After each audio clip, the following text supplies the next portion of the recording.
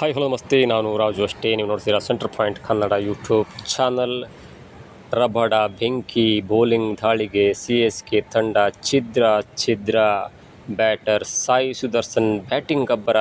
CSK ವಿರುದ್ಧ ಗೆದ್ದು ಬಿಗಿದಂಥ Gujarat Titans. ಏನಿದು ಅಪ್ಡೇಟ್ ಇವೆಲ್ಲವನ್ನು ನೋಡೋಣದಕ್ಕಿಂತ ಮೊದಲು ಇಲ್ಲಿ ತನಕ ನಮ್ಮ ಚಾನಲ್ನ ಸಬ್ಸ್ಕ್ರೈಬ್ ಮಾಡಿಲ್ಲ ಅಂದರೆ ಈಗಲೇ ಸಬ್ಸ್ಕ್ರೈಬ್ ಮಾಡಿ, ಜೊತೆಗೆ ಕಾಮೆಂಟ್ಗಳ ಮುಖಾಂತರ ತಮ್ಮ ಅಭಿಪ್ರಾಯವನ್ನು ತಿಳಿಸಬಹುದು. ವೀಕ್ಷಕರೇ, ಇವತ್ತು ಚೆನ್ನೈನ ಪಿ ಚಿದಂಬರಂ ಸ್ಟೇಡಿಯಂನಲ್ಲಿ ನಡೆದಂಥ ಪಂದ್ಯದಲ್ಲಿ ಗುಜರಾತ್ ಟೈಟನ್ಸ್ ತಂಡ ಚೆನ್ನೈ ಸೂಪರ್ ಕಿಂಗ್ಸ್ ತಂಡವನ್ನು ಬರೋಬ್ಬರಿ 8 ವಿಕೆಟ್ಗಳಿಂದ ಸೋಲಿಸಿ ಇದೀಗ ಅಂಕಪಟ್ಟಿಯಲ್ಲಿ 5ನೇ ಸ್ಥಾನಕ್ಕೆ ಜಿಗಿದಿದೆ. ಇನ್ನು ಟಾಸ್ ಗೆದ್ದಂಥ ಗುಜರಾತ್ ತಂಡ ಚೆನ್ನೈ ತಂಡಕ್ಕೆ ಬ್ಯಾಟಿಂಗ್ ನೀಡುವಂಥ ಅವಕಾಶವನ್ನು ಕೊಡುತ್ತೆ. ಹೀಗಾಗಿ ಮೊದಲು ಬ್ಯಾಟಿಂಗ್ ಮಾಡಿದಂಥ ಚೆನ್ನೈ ತಂಡದ ಒಬ್ಬ ಬ್ಯಾಟ್ಸ್ಮನ್ ಕೂಡ ಅಚ್ಚುಕಟ್ಟಾಗಿ ಬ್ಯಾಟಿಂಗ್ ಮಾಡುವಲ್ಲಿ ವಿಫಲರಾದರು. ಅದರಲ್ಲೂ ಮುಖ್ಯವಾಗಿ ಸಂಜು ಸ್ಯಾಮ್ಸನ್ ಅವರು 11 ರನ್ನನ್ನು ಹೊಡೆದು ಔಟ್ ಆಗ್ತಾರೆ.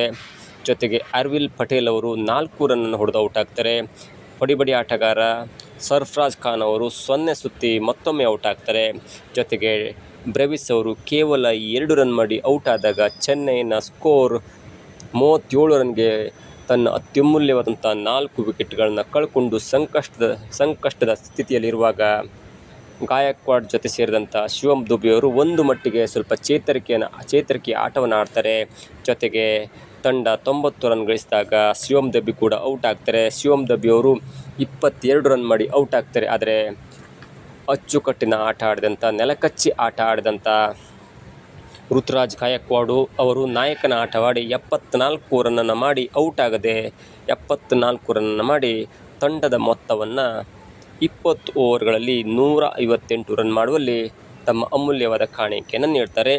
ಒಟ್ಟಾರೆಯಾಗಿ ಚೆನ್ನೈ ತಂಡ ಗುಜರಾತ್ ಟೈಟನ್ಸ್ ವಿರುದ್ಧ 7 ವಿಕೆಟ್ಗಳ ನಷ್ಟಕ್ಕೆ 158 ರನ್ನನ್ನು ಮಾಡಿ 159 ರನ್ಗಳ ಟಾರ್ಗೆಟನ್ನು ನೀಡುತ್ತೆ. ಅದರಲ್ಲೂ ಮುಖ್ಯವಾಗಿ ನಾವು ಬೌಲಿಂಗ್ ದಾಳಿಯನ್ನು ಹೇಳಬೇಕಾಗುತ್ತೆ. ಅದರಲ್ಲೂ ಮುಖ್ಯವಾಗಿ ಸಿರಾಜ್ ಅವರು 4 ಓವರನ್ನು ಬೌಲ್ ಮಾಡಿ 23 ರನ್ನನ್ನು ನೀಡಿ 1 ವಿಕೆಟನ್ನು ಕಬಳಿಸ್ತಾರೆ. ಅದರ ಹೊರತಾಗಿ ಸೌತ್ ಆಫ್ರಿಕಾ ಸ್ಪೀಡ್ ಬೌಲರ್ ಆಗಿರುವಂಥ ರಬಾಡ ಅವರು ಬೆಂಕಿ ಬೌಲಿಂಗನ್ನು ಮಾಡ್ತಾರೆ.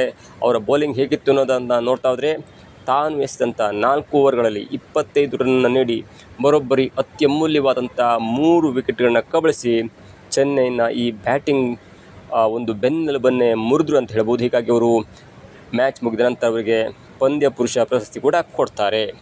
ಇನ್ನು 159 ರನ್ಗಳ ಟಾರ್ಗೆಟನ್ನು ಬೆನ್ನತ್ತಿದಂಥ ಗುಜರಾತ್ ಟೈಟನ್ಸ್ ತಂಡದ ಆರಂಭ ಉತ್ತಮವಾಗಿತ್ತು. ಅದರಲ್ಲಿ ಮುಖ್ಯವಾಗಿ ಸಾಯಿ ಸುದರ್ಶನ್ ಅವರ ಭರ್ಜರಿ ಬ್ಯಾಟಿಂಗ್ ಇತ್ತು. ಅವರ ಜೊತೆಗಿದ್ದಂಥ ಗಿಲ್ ಅವರ ಬ್ಯಾಟಿಂಗ್ ಕೂಡ ಉತ್ತಮವಾಗಿತ್ತು. ಒಟ್ಟಾರೆಯಾಗಿ ಸಾಯಿ ಸುದರ್ಶನ್ ಅವರು ತಾನು ಎದುರಿಸಿದಂಥ 46 ಎಸೆತದಲ್ಲಿ 4 ಬೌಂಡ್ರಿ ಮತ್ತು 7 ಭರ್ಜರಿ ಸಿಕ್ಸರ್ಗಳ ನೆರವಿನಿಂದ 81 ರನ್ನನ್ನು ಹೊಡೆದು ಔಟ್ ಆಗ್ತಾರೆ. ಜೊತೆಗೆ ಕ್ಯಾಪ್ಟನ್ ಗಿಲ್ ಕೂಡ 23 ಎಸೆತದಲ್ಲಿ 1 ಭರ್ಜರಿಯಾದಂಥ ಬೌಂಡ್ರಿ ಮತ್ತು 3 ಅತ್ಯಮೂಲ್ಯವಾದಂಥ ಸಿಕ್ಸರ್ಗಳ ನೆರವಿನಿಂದ 33 ರನ್ ಹೊಡೆದು ಔಟ್ ಆಗ್ತಾರೆ. ಜೊತೆಯಾದಂಥ ಕೊನೆಯಲ್ಲಿ ಬಂದಂಥ ಜೋಸ್ ಬಟ್ಲರ್ ಅವರು 30 ಎಸೆತದಲ್ಲಿ 39 ರನ್ ಮಾಡಿ ತಂಡವನ್ನು, ಅಂದರೆ 16.4 ಓವರ್ಗಳಲ್ಲಿ ಕೇವಲ 2 ವಿಕೆಟ್ನ ಕಳ್ಕೊಂಡು ಈ 159 ರನ್ಗಳ ಟಾರ್ಗೆಟನ್ನು ಚೇಂಜ್ ಮಾಡಿ ಗುಜರಾತ್ ಟೈಟನ್ಸ್ ತಂಡಕ್ಕೆ ಬರೋಬ್ಬರಿ 8 ವಿಕೆಟ್ಗಳ ಜಯವನ್ನು ತಂದುಕೊಡ್ತಾರೆ ಗುಜರಾತ್ ತಂಡದ ಬ್ಯಾಟ್ಸ್ಮನ್ಗಳು. ಇನ್ನು CSK ಬೌಲಿಂಗ್ ಹೇಗಿತ್ತು ಎನ್ನುವುದು ನೋಡ್ತಾ ಇದ್ದರೆ, ಯಾರೂ ಕೂಡ ಉತ್ತಮವಾದ ಬೌಲಿಂಗ್ ಮಾಡಲಿ, ಎಲ್ಲರೂ ಕೂಡ ಕಳಿಪು ಬೌಲಿಂಗ್ ಆಗಿತ್ತು ಎನ್ನುವುದಕ್ಕಿಂತ ಗುಜರಾತ್ ತಂಡದ ಬ್ಯಾಟಿಂಗ್ ಅತ್ಯದ್ಭುತವಾಗಿತ್ತು. ಹೀಗಾಗಿ ಗುಜರಾತ್ ತಂಡ CSK ತಂಡದ ವಿರುದ್ಧ ಬರೋಬ್ಬರಿ ಸುಲಭವಾದಂಥ 8 ವಿಕೆಟ್ಗಳ ಗೆಲುವನ್ನು ಸಾಧಿಸಿ ಇದೀಗ ಅಂಕಪಟ್ಟಿಯಲ್ಲಿ 5ನೇ ಸ್ಥಾನಕ್ಕೇರಿದೆ. ಗುಜರಾತ್ ತಂಡ ತಾನು ಆಡಿದಂಥ 8 ಪಂದ್ಯದಲ್ಲಿ 4 ಪಂದ್ಯವನ್ನು ಸೋತು 4 ಪಂದ್ಯವನ್ನು ಗೆದ್ದು 8 ಅಂಕಗಳೊಂದಿಗೆ ಇದೀಗ 5ನೇ ಸ್ಥಾನದಲ್ಲಿದ್ದರೆ, ಅದಾದ ನಂತರ ಸ್ಥಾನದಿಂದ 6ನೇ ಸ್ಥಾನದಲ್ಲಿ ಚೆನ್ನೈ ಇದೆ. ಚೆನ್ನೈ ತಂಡ 8 ಪಂದ್ಯದಲ್ಲಿ 3 ಪಂದ್ಯವನ್ನು ಗೆದ್ದು 5 ಪಂದ್ಯವನ್ನು ಸೋತು 6 ಅಂಕಗಳೊಂದಿಗೆ ಅಂಕಪಟ್ಟಿಯಲ್ಲಿ 6ನೇ ಸ್ಥಾನಕ್ಕೆ ಕುಸಿದಿದೆ. ಇದಾಗುತ್ತೆ ಇವತ್ತಿನ ವಿಶೇಷ. ನೋಡ್ತಾ ಇರಿ centre point Kannada YouTube channel.